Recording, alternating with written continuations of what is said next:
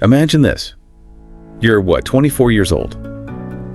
And you've already launched a leading software company in Eastern Africa. Yeah, pretty incredible when you think about it. Seriously mind-blowing. Yeah. Welcome to the Deep Dive. Today, we're digging into the story of Dorcas Muthoni. She's, quite the entrepreneur. Our main source is her chat on Jim Bouchard's YouTube channel. We're going to look at how she built OpenWorld, her initiative F-Chicks, and what she learned from being on global tech boards. And our mission really is to get a handle on her journey into tech, the hurdles she faced, how she's helping other women, and her vision for technology in Africa. Exactly. So let's get into it. Well, the fascinating thing right off the bat is that tech wasn't some lifelong dream for Dorcas. Oh, really? No, her first interest after high school was actually architecture. Architecture. Yeah, but the thing was, the architecture course was 6 years long. Computer science, only 4. Practicality kicked in. Totally. It seems like it was meant to be sort of temporary, maybe combine computer design later on. Just shows how those unexpected turns can lead somewhere amazing, doesn't it? It really does. And it wasn't like a total leap in the dark, you said. Her school subjects kind of pointed that way. Oh, yeah. She was always strong in math and physical sciences, less so in biology. So that probably nudged her toward computer science, too. Makes sense. Okay, so let's dig into something else. She brought up this idea about visibility, or the lack of it, for women in STEM. Yes. This was a really key insight she shared. Think about it, right? We see the results of engineering everywhere, buildings, roads, the software we use. That's all around us. Exactly. But the actual job, the profession itself, it can feel pretty abstract, especially for young people. Hard to picture yourself doing it. Especially for girls. If you don't know any female engineers, like in your family or among friends, it's tough. It's not like, say, a pediatrician. Kids see doctors all the time. That's such a great point. You interact with a doctor. You understand what they do from a young age. It's tangible. Right. So this lack of visibility, that's what sparked F-Chicks. That's exactly it. F-Chicks came directly out of her own experience after uni. When she started hiring for her company, she looked at the applicants for internships. And there were hardly any women. Just a tiny number. It was a real shock, realizing how few women were in her classes and then actually in the industry.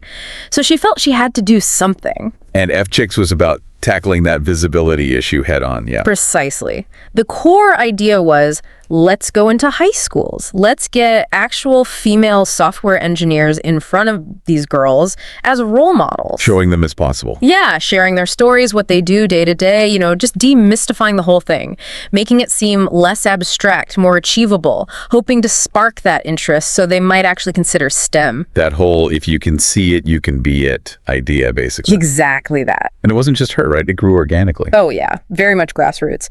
Dorcas was personally reaching out, talking to people she knew in tech, men and women, asking them to volunteer, to share their experiences. Building a network. Building a network, showing these girls they wouldn't be alone if they chose that path. Okay, so she spots this problem, builds F-Chicks to address it. Yeah. And then she makes this huge jump into founding her own company, OpenWorld. What was the catalyst for that? So this part of the story is really interesting. OpenWorld wasn't some grand plan she'd been hatching for years. No, it happened almost by accident.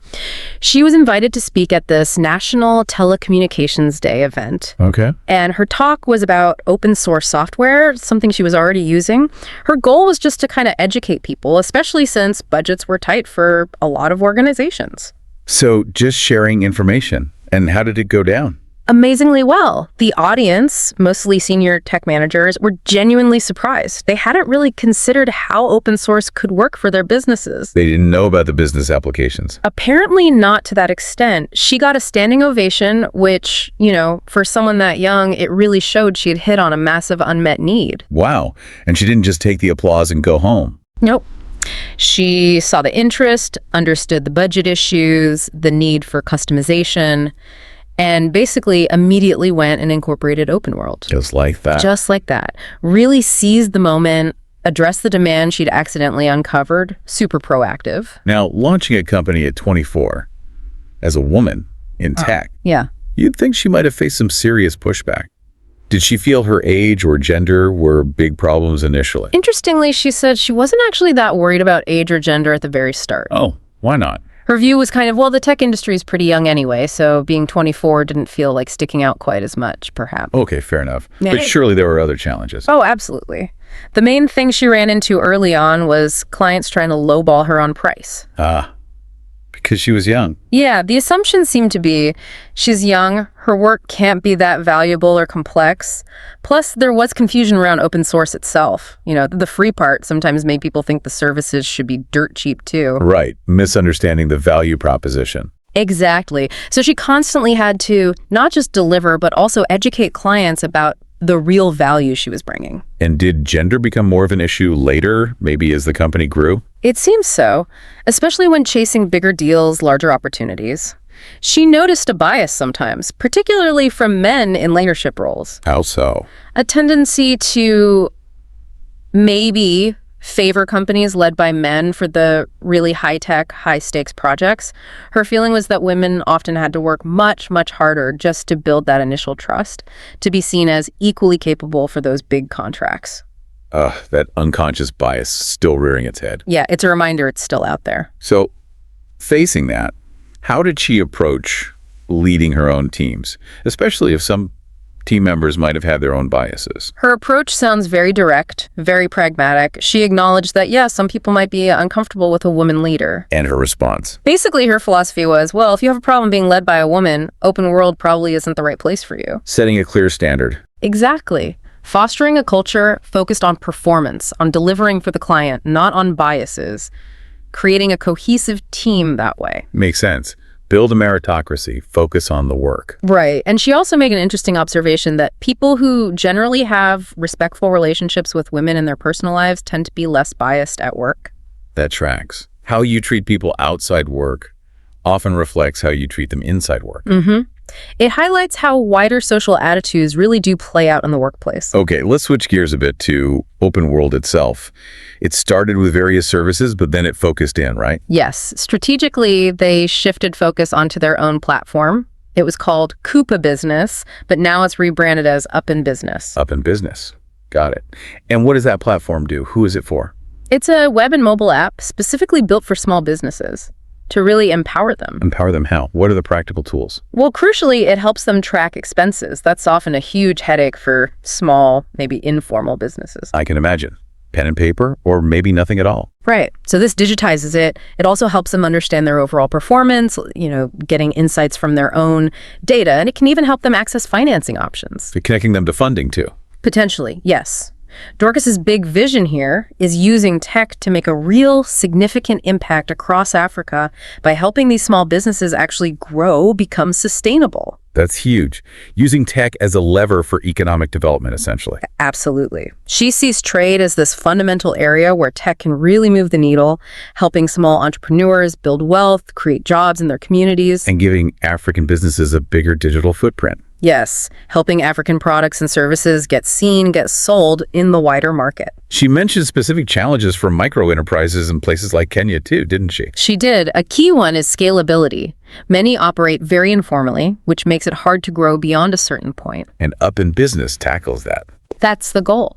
By giving them tools for better record keeping, business intelligence, it helps them formalize, operate more efficiently. Imagine like a small shop owner easily logging sales and costs on their phone. And instantly seeing their profit margin, maybe. Exactly. Instead of spending hours trying to figure it out manually, if they even do, it provides that crucial business intelligence. Looking ahead then, what's her take on the regulatory environment for tech in Kenya?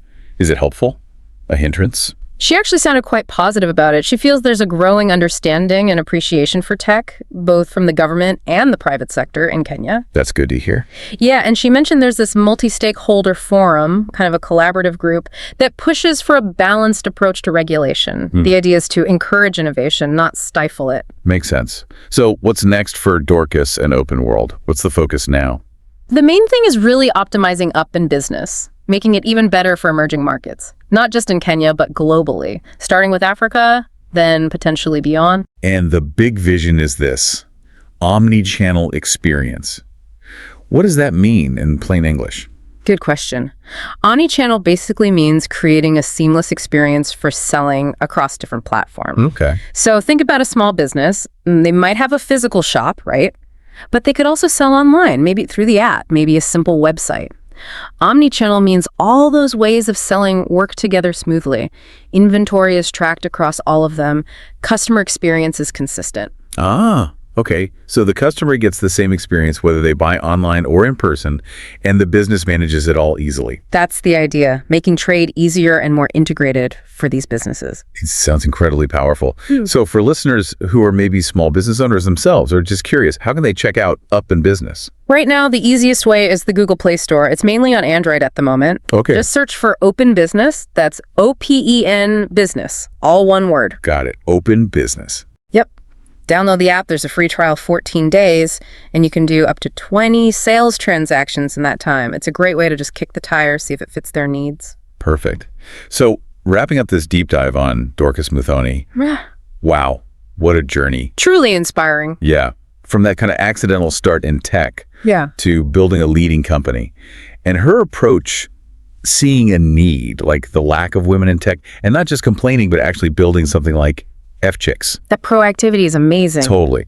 And then creating Up in Business to tackle a fundamental economic challenge for small businesses. It's a really powerful story of innovation meeting social impact. It really makes you think, doesn't it? For you listening right now, Dorcas saw a need in her community, used her skills, and built something with massive potential. So the question becomes, what needs do you see around you? In your work, your community, what's your potential, big or small, to build something, to create a solution? Yeah. It's that idea of grassroots innovation, empowering people, especially those often underrepresented, to drive real change. Something definitely worth pondering. Absolutely. Thanks so much for joining us for this deep dive today.